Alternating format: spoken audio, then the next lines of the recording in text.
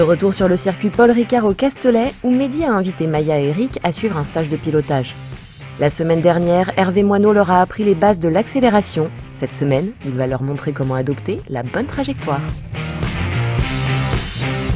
Trajectoire, ça c'est pas évident à comprendre quand on commence sur piste, parce que c'est vrai que Roscoe il avait jamais fait de piste. Maya elle en avait déjà fait un petit peu. Mais ça c'est pas évident à comprendre parce que c'est la trajectoire qui permet d'aller vite et de se mettre en sécurité. Et bon, au début c'est un petit peu nawak. Bon, la trajectoire, franchement, tout le monde connaît, quoi. Hop, un coup à droite, un coup à gauche, ça va tout seul, ouais. Malgré l'expérience, je me rends compte qu'au niveau des trajectoires, je suis nul à chier, quoi. Assez fréquemment, comme je rentre un peu tôt, je ressors tard. Donc là, je casse complètement. Je me retrouve en vrac. Enfin bref, je suis à l'agonie dans 3 virages d'affilée, quoi. J'avoue que je suis encore un peu paumé avec cette histoire. Trajectoire, quand on ne connaît pas le circuit, on est une vraie quiche. On se dit ça va être super simple. Non, pas du tout. C'est jamais simple, de toute façon.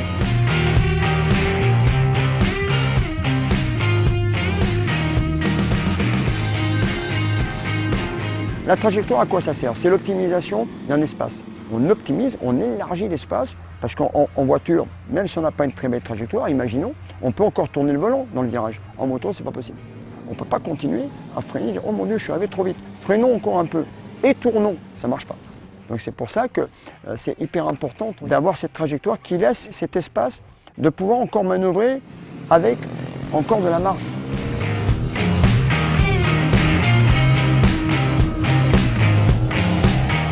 Là, il y a eu un déclic, il y a eu un truc, c'est la tête.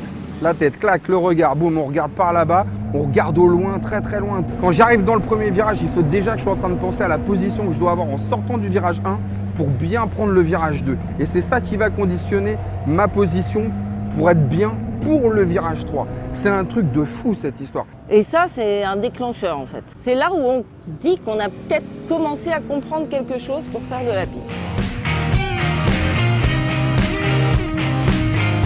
Bon, ça se corrige au fur et à mesure. Maya, il lui manque juste un petit peu de vitesse, sinon elle a la bonne trajo, elle est bien dans la ligne. Il lui manque plus qu'à ouvrir un petit peu plus. Vas-y Maya, putain Maya, lâche-toi, accélère!